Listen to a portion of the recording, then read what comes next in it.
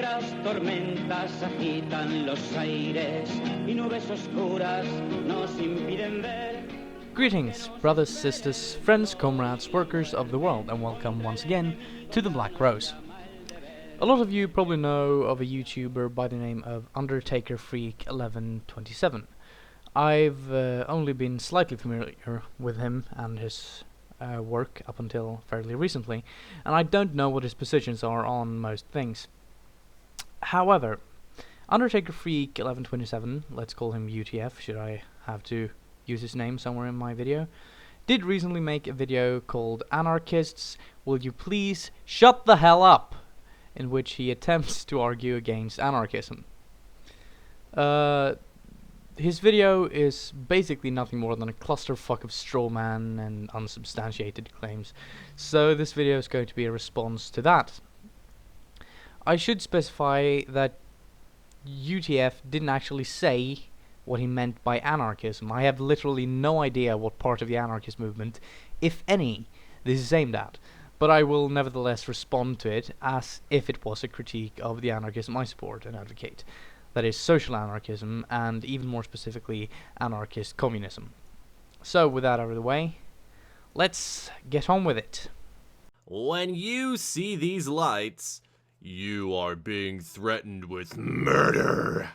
They are telling you to pull over, and if you don't, they will keep following you. And if you attempt to lose them, they will chase you down. And if you continue to disobey, they will use force. And if you attempt to defend yourself, they will escalate the violence. And if you are able to fight them off, they will murder you, like they've done thousands of times before.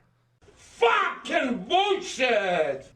Okay, this meme may be really hyperbolic and silly, but if you actually look at its contents, there is no real logical problem with it.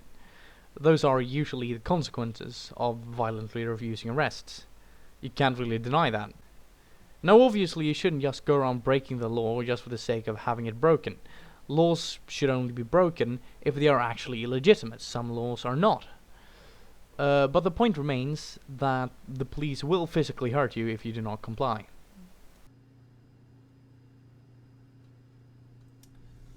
This might seem a little out there, but I have an idea.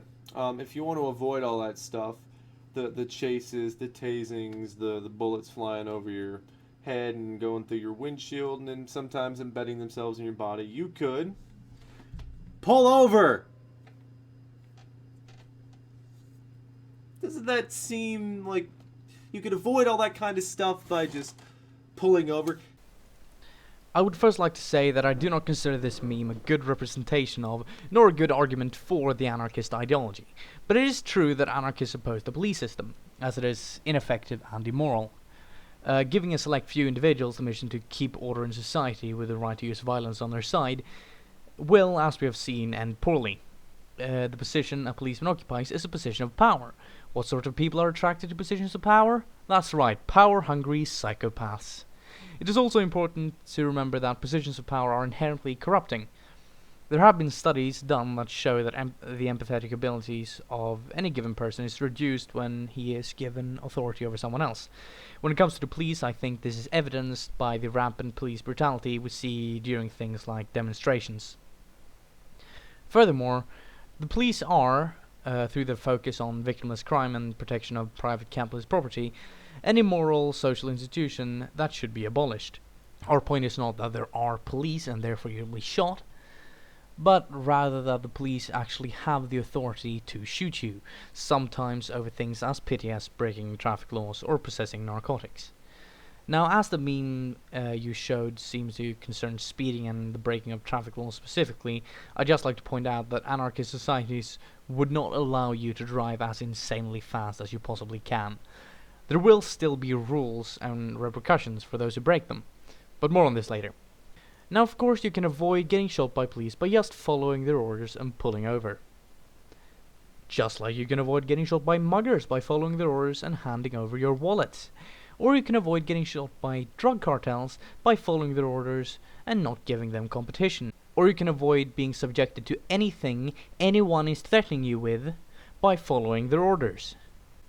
Not only are you misunderstanding the anarchist position on the police, but your argument against it is just absurd. It can be used to justify any authority that anyone has over anyone. These are the extreme things anarchists have to resort to advocate their cause. This is not exactly a typical anarchist argument. This is one very specific point brought up fairly seldom and not exclusively by anarchists. In fact, I'd suspect that this particular image wasn't made by an anarchist at all. To me, it seems like it might have been made by a right libertarian, due to its complaining about the traffic laws and the fact that you mentioned the person being against taxes, etc. Typical anarchist arguments would be that social hierarchies, based on the modern examples we've been presented with, like capitalism, the state, racism, etc., are psychologically and socially destructive, as they limit people's freedom to live lives as they see fit, subject the working class to constant and continuous exploitation, breeds opposition to compassion and solidarity, etc. Basically, social hierarchies tend to be destructive and unnecessary and should therefore be dismantled. I don't see where or how you'd get the idea that the image you showed in the beginning of your video is a typical anarchist argument. It seems like you chose to show the most slippery slope of an argument you could actually find. You know? And it's that way with a lot of special interest groups and movements and all that kind of stuff. Now, bear in mind, this particular photo came from the Facebook of somebody who believes that police are his slaves. Are you sure this person is an anarchist? Because anarchism is kind of big on the anti-slavery thing. Who believes that he shouldn't have to pay taxes. Who believes that a cop has no right to pull him over and impose their laws upon him because he has his own laws. And if he can't impose his own laws upon other people and imprison them and arrest them and that kind of stuff, why should a cop be able to do it to him? I should start by saying that anarchist societies aren't lawless. Rules are present in our visions of society as well, though there will, as I said, be more on this later. The moral outlook you just described just seems like the golden rule. He who owns the gold makes the rules. No, not that one. More like, if I can't have you as my slave, my subject, and impose my orders, laws, and norms upon you, you shouldn't do that to me either. Seems like a fairly reasonable request to me. Hey, let's agree to allocate power in a horizontal manner so that neither of us can be oppressed. Yeah, I think that's reasonable. If this is his moral method of analysis, and he applies this method to all hierarchical systems, like the state, patriarchy, racism, the worker-boss relationship, transphobia, etc., that seems pretty reasonable to me. Of course, the part about the police being his slaves and the opposition to taxes while still in capitalist society make me unsure as to whether or not this is actually the case, but the outlook itself, if kept consistent, is fairly reasonable. Yeah, that kind of person actually exists. No, apparently it isn't. Fucking hell.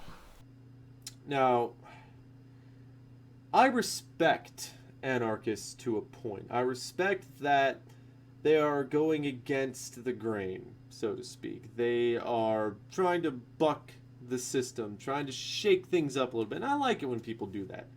Within reason. These guys are not within reason, okay? This is the circle of reason right here. This is the middle of the circle of reason. These guys are somewhere over here, down here, somewhere. These are just unfounded assertions. Next point, please. These guys, you anarchists out there, I notice how you're still living here, okay? I was called a slave one time by an anarchist. I was called a slave to the system because I had the balls to tell him that I'm perfectly okay with having a police force in this country. And he called me a slave. Which is odd because this particular person was living in this country, paying taxes, wasn't in jail, so obviously he was following most of the laws. Wasn't in jail, so obviously he was paying his taxes, didn't have the IRS after him. And yet he's not a slave at all. Oh, that's right, you're just an unwilling slave. Pissing and moaning and whining and groveling about all these laws and these cops and the traffic laws and all this kind of stuff. You know what? Kiss my ass. Again, I must point out that anarchists aren't opposed to systems of rules. We just want these rules to be decided upon democratically by the people in society, rather than the elites above it. We advocate rules, and we advocate sanctions for breaking said rules. But this will be talked about later. Now I have a hard time understanding what your argument is here. Are you saying that it's absurd to tell someone they're a slave if you are also a slave? Doesn't that mean that it would be absurd for an actual slave in the 1800s to point out to another slave that a slave's a slave? Would it then also be absurd for a woman to point out that to another woman that women are systematically oppressed in society? I don't see how this makes any sense. Just because I'm oppressed doesn't mean I can't complain about it. Or are you trying to say that we don't work towards our goals? Because that's just as ridiculous.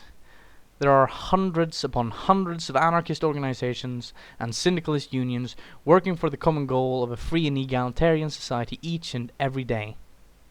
Are you trying to say that it's hypocritical to be an anarchist and still take part in capitalist society?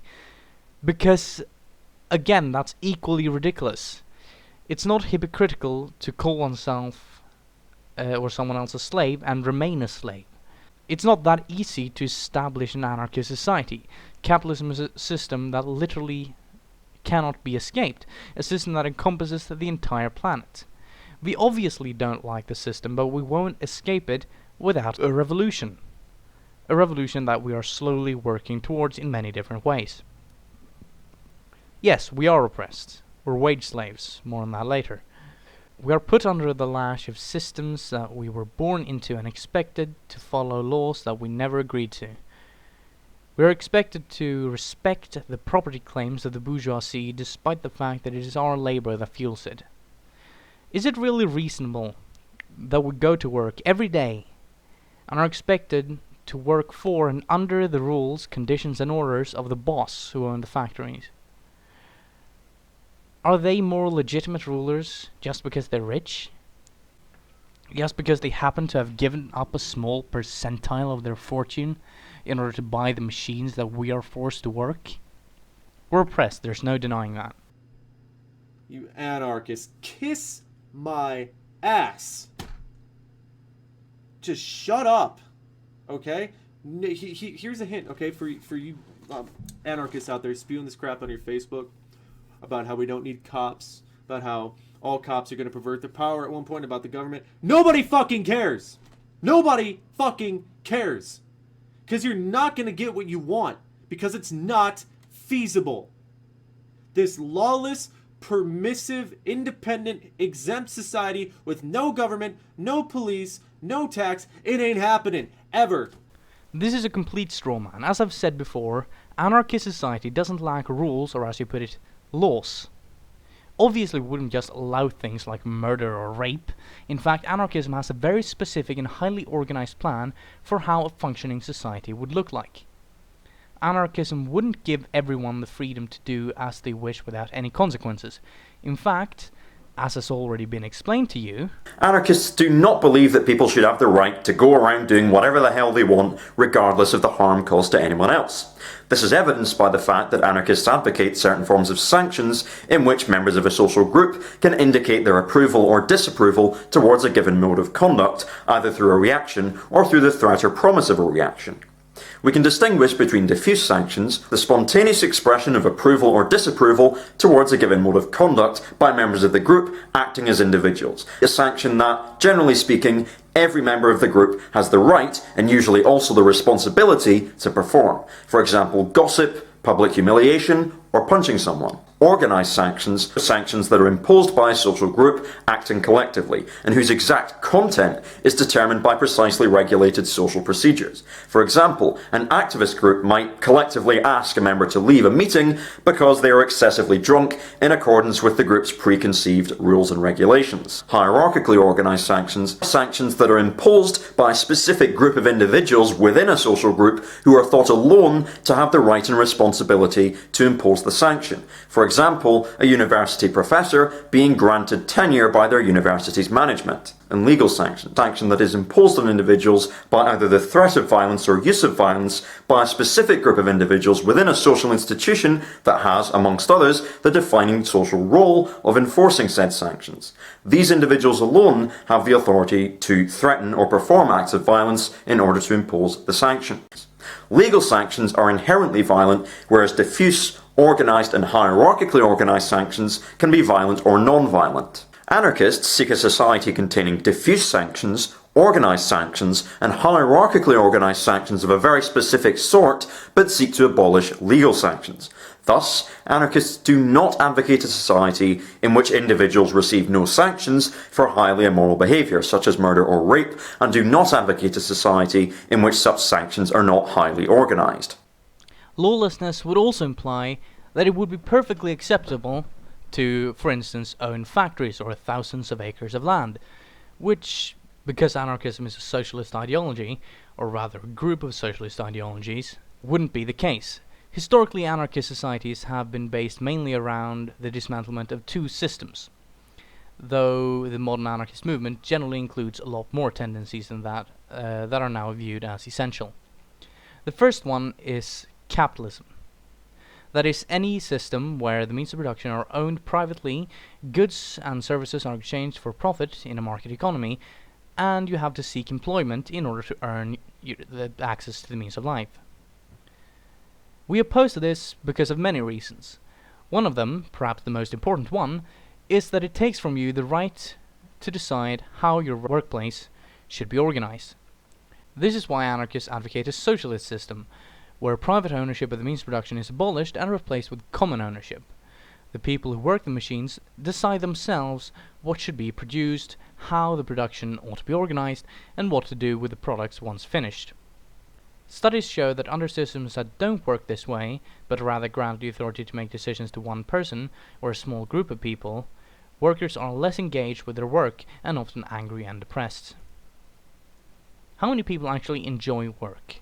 How many people enjoy going to an office or a construction site to be ordered around and have to perform repetitive and mundane tasks? Most don't. In fact, we find that there's only one group of professionals where the majority really and truly enjoy their work, and that is scientists and people who work in academics. Now, how do these professions differ from the ones considered more boring?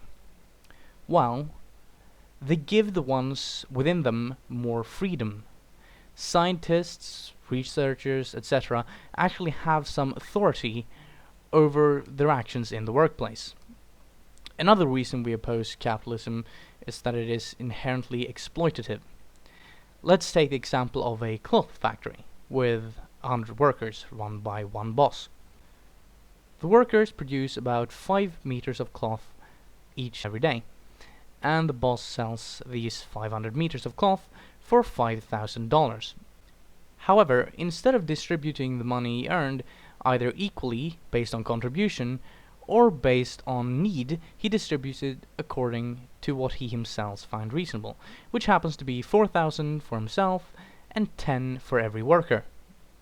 This effectively means that the workers have given $4,000 to the boss out of their own pockets. Only 25% of the fruits of their labor was granted to them, while 75% was stolen. Another important feature of capitalism is that it forces you to work for someone else in order to survive. The vast majority of your labor benefiting them, while only a small portion of it benefits you. You are not only exploited, but the exploitation is the only choice you're presented with. You either work for a capitalist, or your standard of life is massively reduced, sometimes to the point of starvation and poverty. This of course means that we are essentially slaves. If the ruling class has the ability to force us to work for them in order to acquire the means of life, that's essentially ownership. And if you're owned, you're a slave. The only real difference is that the capitalist holds you with a wage and not a chain. The second system is the state, that is any centralized and hierarchical organization ruled by a minority, which has to perpetuate its own rule within a specific area through use of violence, physical or structural. Anarchists oppose this because we believe that whatever the economic system and whatever the ideals and intentions of the minority rulers, the state can never act in the long-term interests of the people, as the rulers will always turn to their own interests first, due to several reasons. The first is that positions of power always have the consequence of making the ones who possess them less likely to actually view their subjects as human beings. We know that even small amounts of power make people more selfish and cruel. An example of this would be the prisoner functionaries in the Nazi concentration camps. The SS guards would assign certain prisoners administrative roles in the supervising of forced labor. Though no prisoners were treated well, these were given certain amounts of authority and privilege, and because of this, they were often even more brutal than the actual SS guards.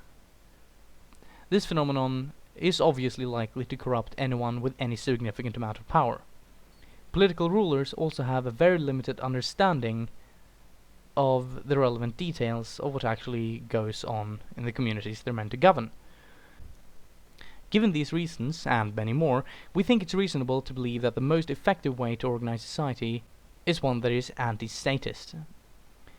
Now, as I said, the modern anarchist movement encompasses far more than just anti-statism and socialism.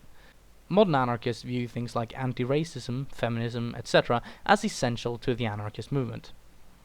However, anarchism is still more than just that. In fact, anarchism is not just the opposition to a select and specific number of social hierarchies, but rather it is a system of analysis. To decide whether or not any given system should remain or be dismantled, anarchists will search its qualities for hierarchies or hierarchical elements, decide whether or not these are legitimate, and if they are not, dismantle them and rebuild them horizontally from below. This means that anarchism grows as new hierarchies are introduced into society. When it comes to things like crime, we'd focus on creating a society that breeds solidarity and respect, as well as eliminating many of the factors that lead people to crime in the first place, such as economic inequality and patriarchal gender norms. For instance, the only reason that property-related crimes ever happen is that our current capitalist society allows a certain class, the capitalist class, to hoard an overwhelming portion of all resources, leaving the vast majority of people extremely poor in comparison. If everyone is given what they want and need, there is no reason for anyone to steal.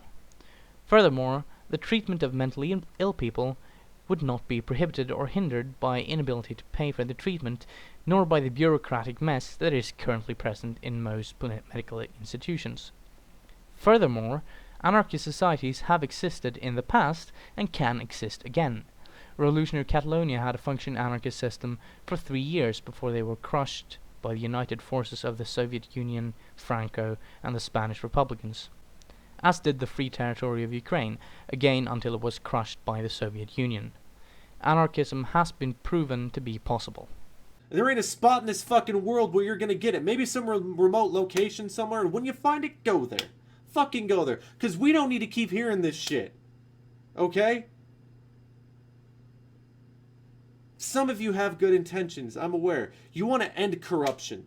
You want to end cop corruption. You want to end government corruption. What makes you fucking think that your society wouldn't be corrupt? Your society would be filled with human beings. You give human beings power, eventually one of them will take advantage of it, take advantage of others, pervert that power, use that power for their own interests. Your society would be no exception at all. The people you put in place to govern your little society, the people you put in place to police your little society, they have just as much of a propensity to pervert their power as anybody else in this society. You think because they have these same ideals, they won't turn bad? They won't turn evil? You think people won't break laws? You think people won't steal, kill, rape, mug, break into cars? No, they'll still do all that shit because they're fucking human beings. I don't care what their ideology is. And this is where your extreme ignorance of the anarchist ideology really shows. We wouldn't put people in place to govern our society. We'd share the power and make decisions through direct consensus democracy, ensuring that there is no chance of any political corruption. Power would be distributed horizontally through unions, federations, councils, etc., all functioning based on direct consensus democracy, or at least direct democracy, in the very least direct democracy. No one could exercise power over anyone else, and thus positions of political authority get eliminated, and political corruption with them. When it comes to policing society, these positions would probably either disappear or be carried out on a rotational basis, though the temporary and rotational police positions would not grant you any more systemic power. It would simply give you a sort of assignment. This means that all other members of society would have the same rights and systemic abilities as you do, and could therefore stop you if you should abuse your position. In fact, it's not even a position that can be abused. You don't have any more power than they do. I've already explained that antisocial behavior will in all likelihood be massively reduced, and whatever antisocial behavior remains will be dealt with through diffuse and organized sanctions. You have this utopian mindset, and the rest of us, we're slaves. You know what? Fuck you. Fuck you. You're still living here. You're still abiding by these laws that you don't... Oh, I don't like it. Tough shit. Tough titty. You don't like it. Oh, fucking well. And I'm not one of those guys that says love it or leave it, because I certainly don't love this country. But if you are really that upset that you have cops pulling you over for breaking traffic laws and all that kind of stuff, if you're really that upset with our government, then just save up all your money, save up all you can to get out. How are we supposed to get out of modern capitalist society? It literally encompasses the entirety of the planet, with a few exceptions that are not really that pleasant either. There is nowhere we can go and just start up our little anarchist commune, and even if we could, it would in all likelihood not work. Now, before you jump up and down in excitement due to me admitting my defeat, let me elaborate. A small and isolated anarchist community surrounded by capitalism literally cannot sustain itself. It will either collapse because of the extremely limited resources, or it will be invaded and crushed. Believe me, if I could get out, I would. That's my idea, but it's not because I want anarchy. It's not because I want anarchy, because anarchy doesn't exist, okay? There's a reason that the word anarchy is used with a negative connotation all the fucking time, because anarchy is anarchy. It's chaos. The actual reason the word anarchy or anarchism has a negative connotation is that it has been used by the ruling class in a manner that degrades its meaning, in order to make anarchists less of a threat to the established system. It's because of ruling class propaganda that has then become mainstream. If we look at history, the word anarchist has been used mainly to describe those who oppose the current system, not like the current system right now, but the system that was in place during the time.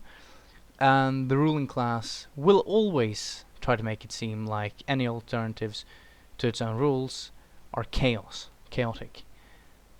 Of course the bosses will say that the factories won't work without them. That doesn't mean it's true. In fact, workers' control over the means of production has been established on numerous occasions, and it has worked. It would not work. Period. Again, anarchist Spain and anarchist Ukraine both existed for several years without internal economic or social problems. It has worked, and it can work again. And if you live by your own system of laws and you think police have no right to govern your life, or at least, I shouldn't say govern your life, if you don't think police have the right to impose laws upon you, laws that are made by lawmakers, laws that are made by these states that everybody else has to follow, then go out there and break them. Okay? Go out there and weave in and out of traffic, you know? Go out there and be a reckless driver. Go break every speed limit you possibly can. Like the Vandal song Anarchy Burger says, go into the deli and urinate on the cheese. Go piss on every wall you can. Go defecate in every alley you possibly can, okay? Go punch people randomly. You know what's going to happen? You're going to go to fucking jail. And you're gonna fucking deserve it, because that's what happens in this society. We put the bad people away. No, no, no, no, no, I will not deal with this. No, go away. No, no, no.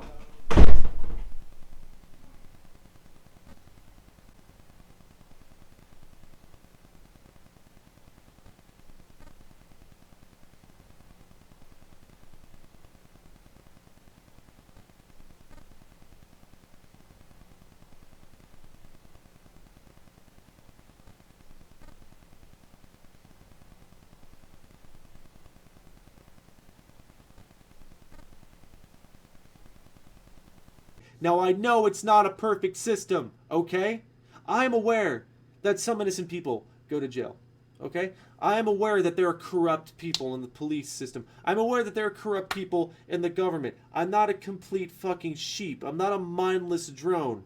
But I'm also smart enough to know that your society wouldn't be so spotless either. Wouldn't be so clean either. We've been over this. Next point, please. I'm also smart enough to know that it ain't gonna fucking happen.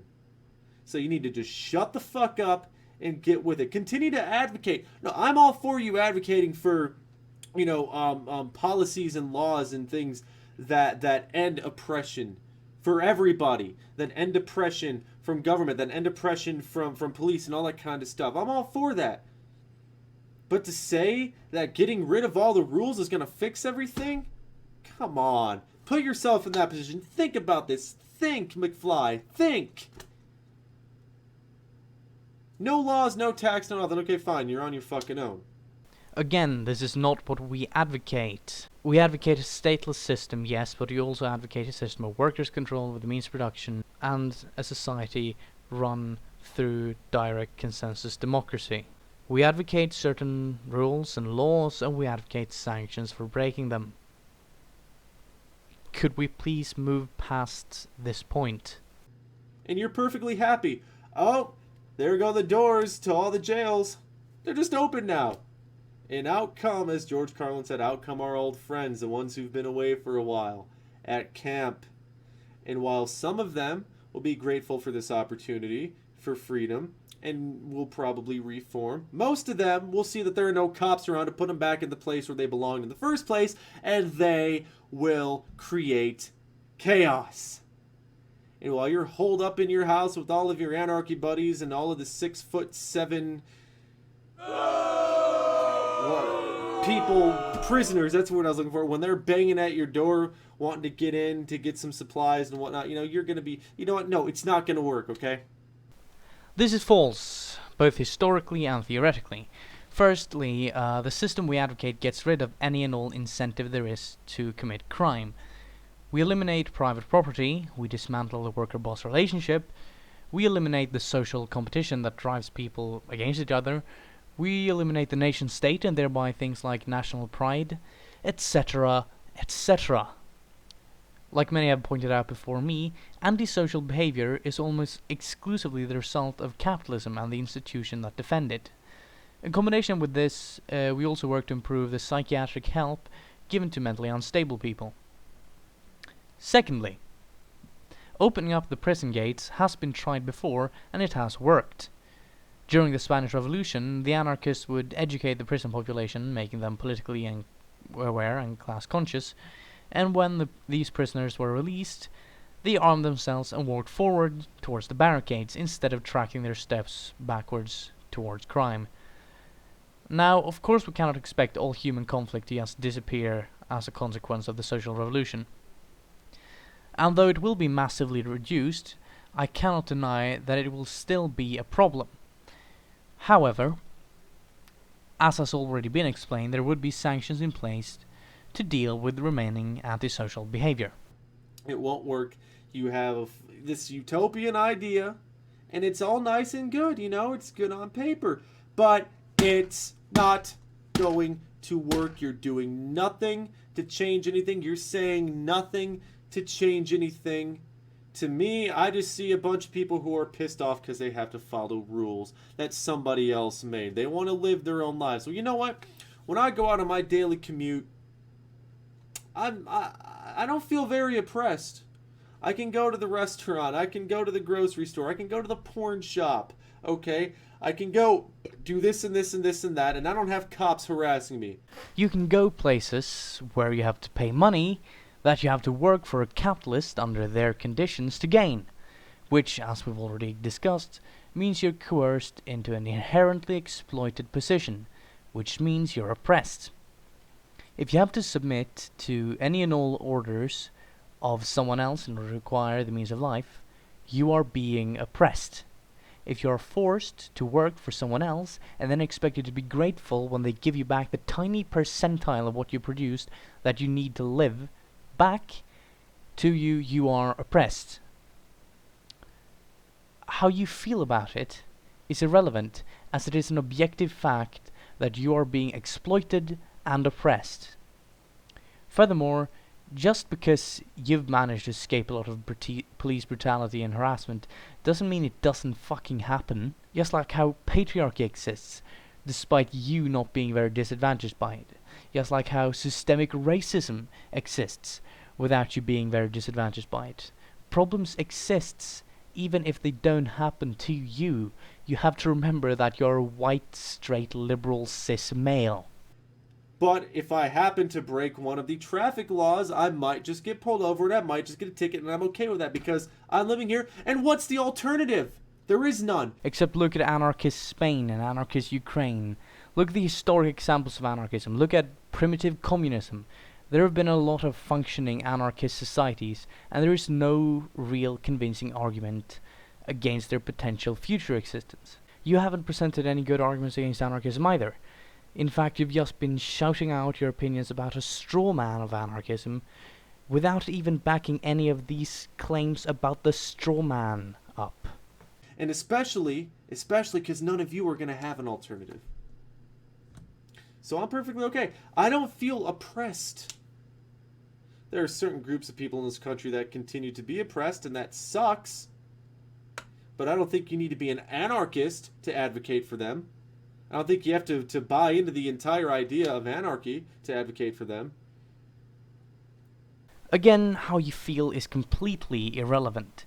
You are oppressed. If you're not part of the capitalist political elite, you are oppressed. It is therefore obviously false to say that there are just a few select groups in society that continue to be oppressed. Rather, I would say that depending on certain criteria, you will be oppressed more or less, and I suspect that is what you were referring to. Now, obviously you can argue for civil rights and social justice without being an anarchist. The point, however, isn't that we want some more freedom. We don't want another piece of the cake, we want the entire fucking bakery. We don't want a class of people above us organizing society. We don't want to beg and grovel on our knees to get our daily bread. To quote the Communist Manifesto, which I obviously don't fully agree with by any means, the history of all hitherto existing society is the history of class struggles. Basically, it is only through active and revolutionary violence that the ruling class has ever given up any of their exploitative conditions. And it is only through the social revolution that we can finally get rid of them all. So we don't want a little more freedom for the more oppressed social groups. We don't want all non-ruling class people to be equally tied down and miserable. We want total liberations from all chains, both capitalist and statist. It's just so stupid. I was an anarchist at one point. Considering the contents of your video up until this point, I sincerely doubt that. Like the song says, I was a teenage anarchist. Ironically, the person who wrote that song still identifies as an anarchist and just has grown tired with the anarchist community. But something glorious happened one day when I realized that, all these rules I was breaking, talking out of turn, running down the hall screaming, fuck everything, fuck you all, pulling my penis out in the middle of class. I realized something after getting all these detentions and expulsions and write-ups and Saturday schools. I realized something. It's not fucking worth it!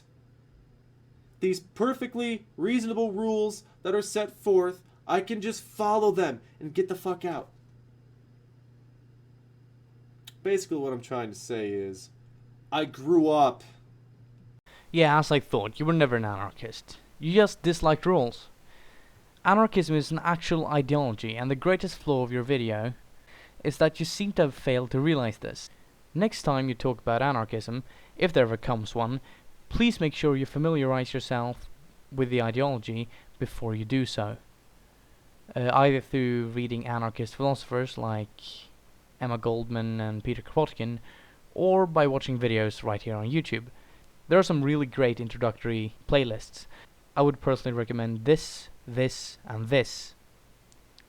A general tip for the future: try not to base your entire view of ideologies and their advocates on Facebook memes.